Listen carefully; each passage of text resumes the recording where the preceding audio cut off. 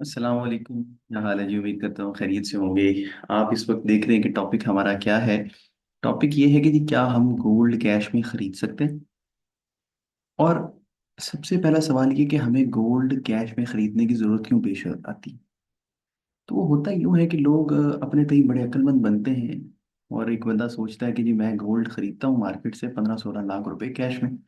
और मैं उसको 22-24 लाख या 25 लाख रुपए में बेच दूंगा।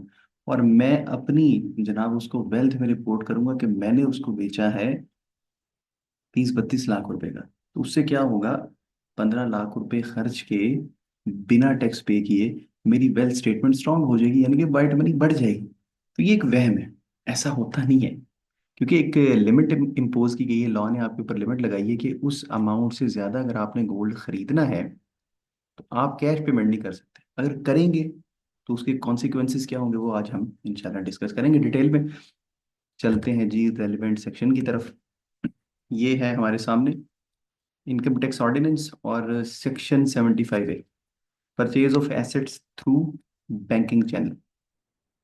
अब इसमें देखिएगा, वो कह रहा है कि नो पर्सन शेल परचेज।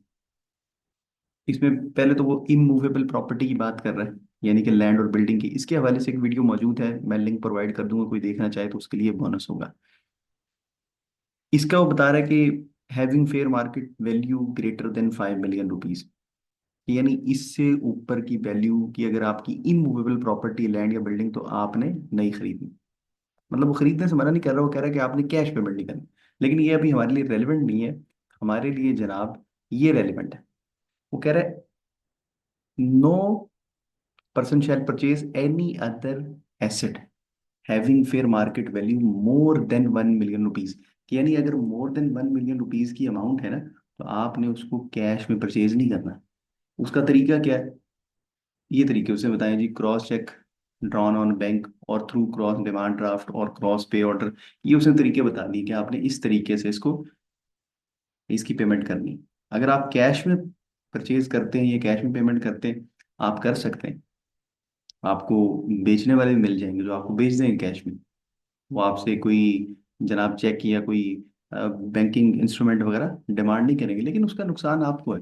क्या नुकसान है देखते हैं। एक बंदे ने during a particular tax year gold purchase किया।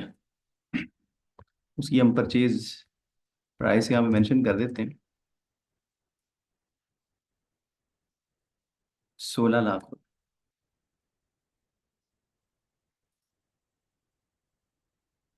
अब उसने इसको सेल किया कितने का? सेल्स प्राइस या कंसिडरेशन भी आप उसको बोल सकते हैं। उसने इसको सेल कर दिया 32 लाख रुपए। गोल्ड आपको पता है जी बड़ा तेजी से बढ़ने वाला एसेट है। तो मैं कोई टाइम पीरियड मेंशन नहीं कर रहा। उसने जनाब 16 लाख रुपए का लेके 32 लाख रुपए का सेल कर दिया। अब उसका गेन कितना है? उसका गेन कितना है यहाँ पे लिख देते हैं, या इसको इस तरीके से हम मेंशन कर देते हैं, एक प्रॉपर इसका सीक्वेंस बना के यहाँ पे लिख देते हैं। कंसिडरेशन रिसीव्ड 3.2 मिलियन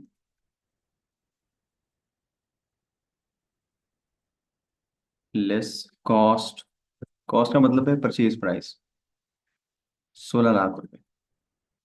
कितने पैसे कमाए इसने इसके ऊपर? इसने इसके ऊपर 16 लाख रुपए कमाए। 16 लाख रुपए कमा लिए, ये क्या है? Capital gain. अब 16 लाख रुपए के ऊपर अगर टैक्स लगे तो कितना टैक्स बनता है, पहले वो चेक कर लेते हैं।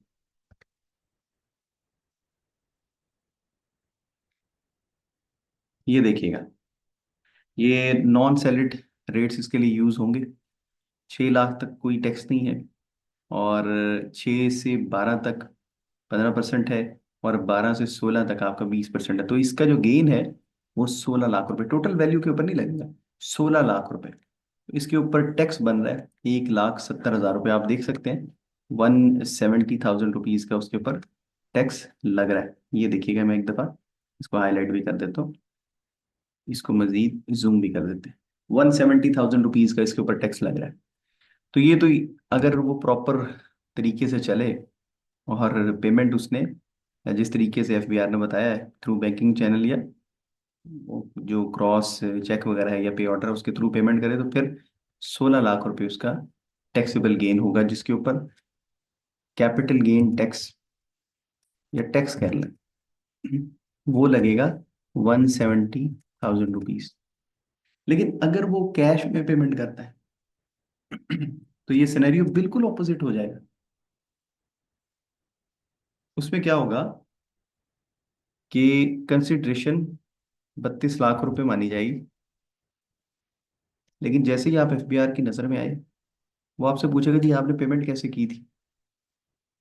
आप कहेंगे जी पेमेंट तो कैश में की थी, क्योंकि आपके पास कोई ना कोई होना चाहिए ना डॉक्यूमेंट्री एविडेंस। जब वो आपके पास नहीं होगा, आप प्रेजेंट नहीं कर पाएंगे, तो आप कहेंगे कैश में की थी पेमेंट। जब आप कैश का नाम लेंगे तो ये साथ ही कॉस्ट जीरो हो जाएगी। कॉस्ट जीरो हुई तो आपका कैपिटल गेन क्या हुआ, ये 32 का 32 आपका कैपिटल गेन हो गया। तो यकीनन इसके ऊपर टैक्स भी ज्यादा होगा। अब देखते हैं टैक्स कितना होगा। अब ये मामला है, किसी एक साल आपने अपनी टैक्स रिटर्न में इस तरीके से इस मामले को प्रेजेंट किया। लेट सपोज 2024 में आपने इस तरीके से, अब आपको नोटिस आ गया। जब नोटिस आया तो आप कुछ प्रेजेंट ना कर पाए, तो उसने सारी अमाउंट को आपका गेन मान लिया, और उसके ऊपर वो आपसे टैक्स डिमांड करेगा कुछ इस तरीके से। वो कहेंगे जनाब आपका जो गेन है वो 32 लाख रुपए, 32 लाख रुपए के ऊपर टैक्स जरा मुलायजा फरमाइएगा, 650,000 रुपीज का टैक्स, जहाँ पे 1,70,000 रुपये पे करने थे। अब देखिए दोनों केसेस में कमाया आपने 16 लाख ही, लेकिन यहाँ पे क्या है कि टैक्स वालों के मुताबिक आपका गेन 32 लाख है। हालांकि एक्चुअली जो आपका गेन है वो 16 लाख रुपए। तो यहाँ पे आपको 650,000 रुपीज टैक्स देना पड़ेगा। अक्सर लोग बात करते हैं ना पेनल्टी की, वो बेसिकली ये पेनल्टी कि आपका टैक्स बढ़ जाएगा। अब देखें, डिफरेंशियल अमाउंट हम कैलकुलेट करते हैं कि आपको कितना एक्स्ट्रा टैक्स पे करना पड़ रहा है। आपको 480,000 रुपीज का एक्स्ट्रा टैक्स देना पड़ रहा है, सिर्फ अपनी लाइल्मी की वजह से, या बेवकूफ़ी की वजह से कह सकते हैं। कुछ लोग वो जरूरत से ज्यादा भी होशियार बनते, तो वो भी जो है ना खुद को मरवाने वाली बात होती है। तो जो कानून है उसको फॉलो करें। अक्सर हमारे दोस्त कंसल्टेंट भी जो है वो नीम हकीम खतरा जान है, वो कह देते हैं जी ठीक है आप कैश में खरीद लें, उसके बाद हम बेच देंगे, हमारी वेल्थ जो है बढ़ जाएगी, तो फिर जो 32-35 लाख रुपए आएगा फिर हम उससे गाड़ी खरीद लेंगे। तो मसला ही कोई नहीं, ना हमें कुछ एक्स्ट्रा टैक्स पे करना पड़ेगा, गाड़ी भी आ जाएगी, वो भी आपकी वेल्थ में एंटर हो जाएगी। तो कोई मसला नहीं, वो बड़े, अब मैं क्या कह सकता हूँ। तो वो आपको मरवाएंगे 5 लाख रुपए टैक्स। अब ये सिनेरियो 5 लाख रुपए वाला, ये ज्यादा भी हो सकता है। हो सकता है आप वो जो गोल्ड बेच रहे हैं उसकी वैल्यू 8 मिलियन है, 9 मिलियन रुपीज है। 80-90 लाख रुपए का जो गोल्ड बेच रहे हैं, अब उसकी कॉस्ट 40-50 लाख रुपए थी, लेकिन आपने उसको कैश में परचेज किया, तो उसने सारे वो जो 8-9 मिलियन उसको आपका कैपिटल गेन मानना है। जब वो कैपिटल गेन मानेगा उसको, तो आप खुद हिसाब लगाएं, फिर आप कहाँ पे फॉल करेंगे। आप जरा गौर कीजिएगा कि आप यहाँ पे, वो कह रहे हैं जी अबव 5.6 मिलियन, मामला जनाब देखें, रेट जरा चेक कीजिएगा। ओहो, बड़ा जुल्म हो जाएगा, फंस जाएंगे। तो इसलिए जरा सी एहतियात जरूरी है। देखते रहें, सीखते रहें। कोई सवाल हो पूछें, इंशाल्लाह उसका आपको जवाब मिलेगा। आज के लिए बस इतना ही। लेकिन अब जिसने भी गोल्ड खरीदना है उसने इस चीज़ को जहन में रखना है। फी अमान अल्लाह।